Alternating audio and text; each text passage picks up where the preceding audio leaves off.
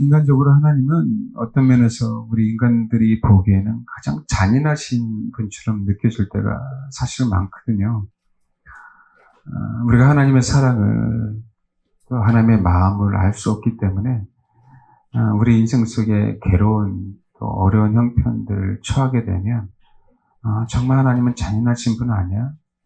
또 하나님의 심판을 생각하면 정말 잔인한 것 같아요. 구약을 읽다 보면 사랑이 많으신 하나님이 그렇죠? 잔인하게 모든 소위 말하는 아이들과 여자들까지도 다 죽이라고 할 때 보면 왜 이렇게 잔인한 것처럼 느껴질 때가 많이 있어요. 하나님의 사랑과 하나님의 의도와 그분의 마음을 모르면 그렇게 느껴질 수밖에 없는 게 인간의 한계잖아요. 그렇죠? 우리는 그 한계 속에 하나님을 알려고 하고 그 한계 속에 하나님을 판단하려고 하니까 그러니까 우리가 하나님을 알 수 없는 거거든요. 그 한계에 갇혀있고 그 한계에 매여있기 때문에 결코 우리 안에 그 계시, 하나님을 아는 계시는 결코 열려지지 않아요. 그래서 우리는 항상 피조물이기 때문에 창조주가 피조물들을 어떻게 만드신다 할지라 로마서 9장에 있는 말씀처럼 그렇죠? 토기장이니까 토기를 어떻게 만들든 그것은 전혀 토기들은 어떤 주장과 의견을 내세울 수가 없는 거거든요. 그게 피조물들이 살아가는 방식이에요. 그것을 알면 하나님을 오해하지 않거든요. 하나님 나를 귀하게 쓰는 그릇으로 만드시든 나를 천하게 쓰는 그릇으로 만드시든 그것은 하나님의 계획 속에 하나님의 의도 속에 있는 거거든요. 근데 우리는 하나님의 그 계획을 침범하려고 하고 하나님의 그 계획을 바꾸려고 하고 수정시키려고 하고 때로는 때를 쓰고 때로는 마귀는 그 계획을 자기 손에 놓기 위해서 하나님을 배반하잖아요. 그래서 자기가 원하는 대로 세상을 창조하고 그러니까 하나님이 창조한 세상을 자기 마음대로 운영하려고 했던 부분들이 루시퍼잖아요. 그렇지 않나요? 우리 그 사랑 찬양을 씌웠으는 박희정 목사님이시더라고요. 제가 간증을 들었는데 참 이분도 참 부유하게 살다가 아버님이 사우디아라비아 사업차 갔는데 당신은 몰랐던 거예요. 사업하기 위해서 무슬림이 됐는지 모르겠지만 어쨌든 무슬림이 됐고 가끔 한국에 나올 때도 이태원에 그죠? 이슬람교 그 사원에 들어가고 그랬었대요. 근데 그런 것만 알고서 어렸을 때 무엇을 압니까? 너희들은 이제 곧 사우디로 갈 거야. 거기서 국제학교를 보낼 거야. 그렇게 됐으면 거기서 그들도 이 박희정 이분도 아마 무슬림이 될 확률이 많았겠죠. 그렇죠? 그들은 더 좋아요. 이방인들이 무슬림이 되는 건, 또 동양인이 무슬림이 되는 건요. 그들을 선전하고 포교하는데 엄청나게 유익한 거잖아요. 이로운 거고. 그렇지 않나요? 예. 그래서 사업이 잘 되게 할 수도 있겠죠. 근데 갑자기 사우디아라비아에서 어떻게 돌아가셨는지 자살로 끝났다는 어떤 소식만 들을 뿐 돌아가셨어요. 그래서 결국은 저는 사우디에 가지 못했고 아버님이 갑자기 돌아가시고 나니까 가세도 기울어지기 시작하고. 근데 문제는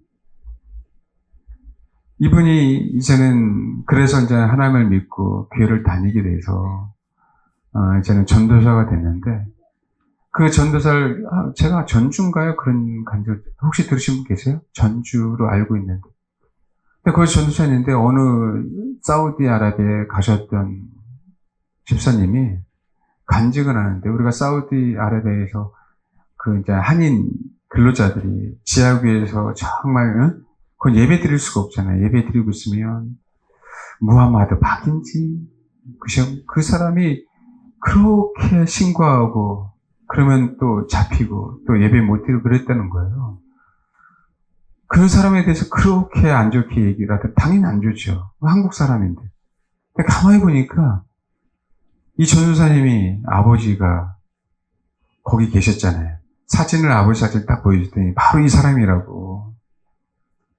그렇게 들을 정도 얼마나 큰 충격이었습니까? 그 간증하신 분도 충격이고 이 전도사님, 이때 당시에 전도사니까 그분도 충격이고 그렇죠. 우리 하나님의 큰 뜻을 모르겠어요. 그분이 어떻게 돌아가셨는지 모르겠지만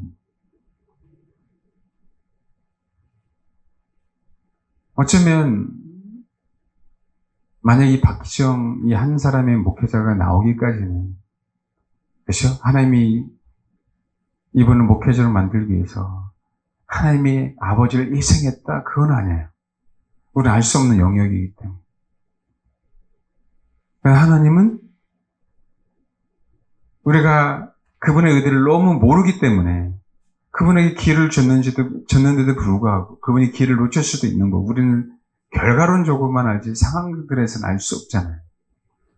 어쨌든 그 아버지의 죽음이 한 영혼이 목회자가 돼서 그 수많은 사람을 살리게 되는 그런 계기가 되잖아요.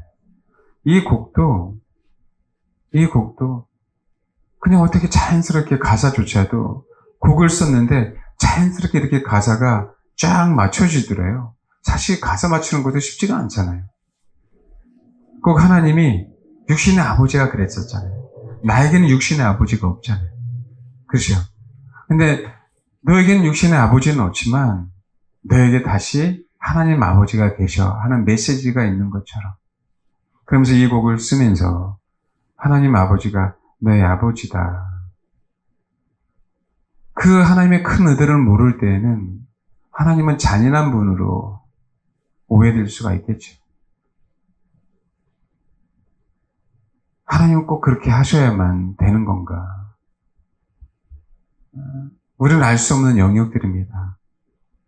그렇죠? 그러나 하나님의 사람들 오전에 다 얘기를 못했지만 정말 주님의 신부가 되기를 원하는 사람들은요.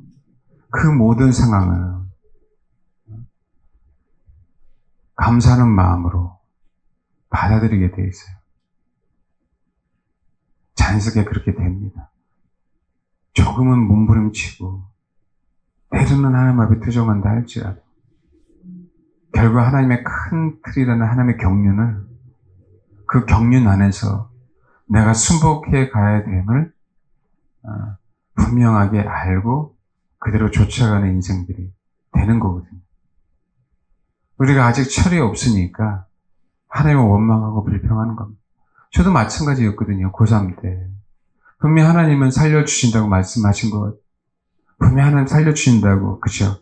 약속해 주신 것 같았는데, 갑자기 돌아오시고 나니까, 제가 저에게 기도실에 가서, 뭐 따지는 것도 아니죠. 몇십 분 그런 것 같아요. 하나님 이룰 수 있냐고. 하루아침에 이제 아버지 없는, 투병을 하시더라도, 육신의 아버지가 있는 거하고, 없는 거하고 큰 차이가 분명히 나더라고요. 돌아가시고 나니까. 철없이 하나님 앞에 원망하고 따지는 그때가 있었는데 동일하게 우리가 주님의 신부가 돼서 주님의 마음을 알 수 없기 때문에 하나님 앞에 대들고 하나님 앞에 따지고 하나님 앞에 원망하고 하나님의 계획을 나의 계획으로 바꾸려고 애쓰고 하는 모습들이 나타나는 것 같아요. 물론 야곱의 인생 가운데에서도 아마 그러고 싶을 때가 얼마나 많았을까 하는 생각이 좀 들어요. 야곱의 인생 가운데. 근데 성경은 그 얘기는 하진 않아요. 어쨌든 야곱은 환경이 힘들었지만 하나님에 대해서 만큼은 흔들리지 않았던 부분. 아멘? 그렇기 때문에 결국 성경에서 말하는 야곱은 이스라엘이 되죠. 그러니까 이스라엘이 된다는 얘기는 하나님의 통치 안에 있겠다는 거거든요. 그게 인간에 있어서 가장 큰 은혜잖아요. 또 이스라엘로 말미암아 신앙이라는 공동체가 형성되잖아요. 사실은 그래요, 여러분.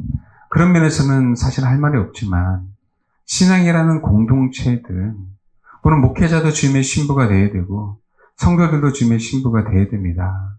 그런데 사실 신앙의 공동체라고 얘기할 때는요. 자녀가 소위 말하는 많아서 신앙의 공동체가 되는 게 아니에요. 여러분, 인간들을 봤을 때에도 자녀가 많은 가정에 거긴 기쁨도 있지만, 그죠? 참 신기한 건 뭐냐면 자녀들끼리는 피가 섞이지 않아갖고요. 결국은 죄송한데 참 부모 유산이 얼마 되지 않는데도 불구하고 그거 가지고 싸우더라고요. 이 시대는 더더욱. 그렇지 않습니까? 기독도 많아졌어요.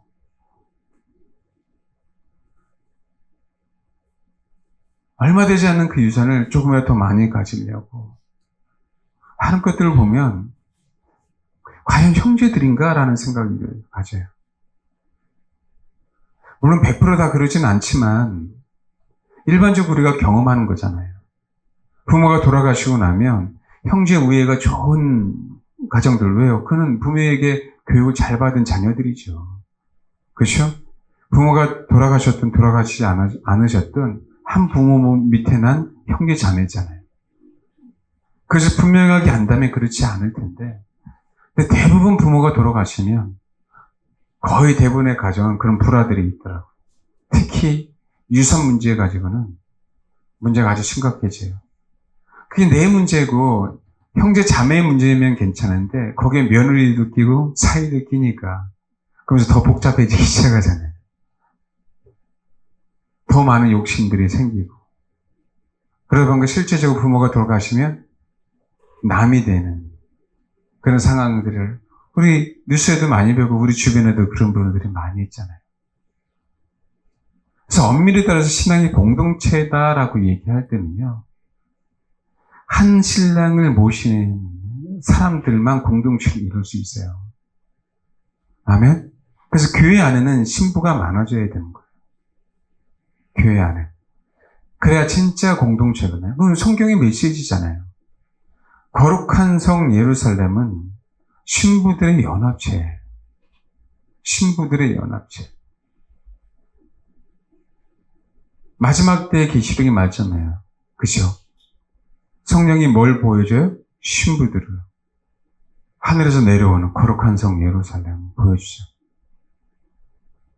그래서 교회가 연합이 된다, 교회가 하나가 된다라고 얘기할 때 성도 구성원 한 사람 한 사람이 주님의 신부로서 자라갈 때만 사실 그 교회는 정말 건강한 거예요. 물론 신앙인답게 그 단계마다, 그렇죠? 끈끈한 정이 있고 연합이 있을 수 있잖아요. 그렇죠? 그러나 진정한 연합은 정말 신랑을 위해서 희생할 수 있는 사람들은 신부 외에는 없어요. 아멘? 그렇기 때문에 진정한 공동체는 누가요? 신부들이 많아야 되는 겁니다. 그게 우리 안에 뼈저리게 그것이 인식되고 성도들은 뼈저리게 인식이 된다면 교회들이 연합이 안 될 수가 없어요. WCC니 WEA니 이런 게 연합이 아니고 교단, 노회 이런 게 연합이 아니에요. 그 편의를 위해서, 그죠? 그냥 뭉친 것뿐이고, 진짜 연합은 앞으로 교회들은 그런 연합들이 분명히 이루어져야 돼요. 진짜 연합은 개교회가 주님의 신부가 되길 소망해서, 그 성도들께 소망해서 주님이 맺어주는 연합이 되어야 됩니다. 초대교회에 공동체끼리 지하교회끼리 살다 보니까 교류가 있을 수 없잖아요. 그러니까 어떻게 땅굴을 판 거예요. 땅굴을 파서 지하로 뭐하라고? 교통하는 거라고. 아멘? 그 신앙의 연합체를, 그러니까 터키 가면 구유라는 곳에 가면 그 동굴이 수십 킬로잖아요. 그 지하에 예배당도 있고, 그 지하에 학교도 있고, 그 지하에 무덤도 있고, 암흑에서 살지만 그렇게 땅을 파서라도 뭐 하는 거예요? 교제했던 거라고. 땅을 파서라도. 그것을 알기에 사도 바울은 당신이 매개체가 돼서, 당신이 중매자가 돼서 그 소아시아 지방뿐만 아니라 갈라디아 지방, 뭔지 알겠죠? 그 모든 터키에 있는 지방, 수리아에 있는 지방까지 다 당신이 친히 매개체가 되기 위해서 복음을 전하러 간 거거든요. 수천 킬로를 걸어가면서 수많은 어려움을 겪어가면서 이겨내면서 가는 거였었거든요. 왜요? 그들을 신앙의 공동체로 묶어주려고요. 아멘? 자기가 알고 있는 주님을 그 신앙의 공동체에게 전해줌으로 그 신앙의 공동체도 주님의 신부가 되어서 또 다른 공동체를 섬기고 그 다른 공동체도 그것을 이어받게 하기 위해서. 그게 교회의 원래 목표인데 현대교회 와서 그 모든 부분들을 다 잃어버린 거죠. 현대교회에 와서. 성도들 간에 인식은 있어요. 그리스도의 신부가 되는데 왜? 그런 얘기들을 많이 들으니까. 그렇잖아요. 그러나 사실은 신부는 아무나 되는 건 아니거든요. 제가 이런 얘기를 말씀을 드리지만 신부는 아무나 되는 게 아니거든요. 단순히 주님이 저에게 주신 너는 나의 마음을 증거할 자야라고 얘기했을 때 내가 어떻게 주님의 마음을 증거하지? 그것은 몰랐었어요. 가난한 자들에게 주님의 사랑을 증거하라고 했나? 그걸 몰랐었다고요. 그래서 목회하면서 알기 시작한 것이요. 주님의 마음은 신부에게가 있다는 거예요. 할렐루야? 우리가 부족하지만 얼마나 부족합니까? 저를 비롯해서. 그렇죠? 부족하지만 그 목표를 향해 가는 거예요. 그러기 때문에 그 과정에 힘이 들지만 하나님을 원망하지 않고 그 하나님을 믿는 거죠.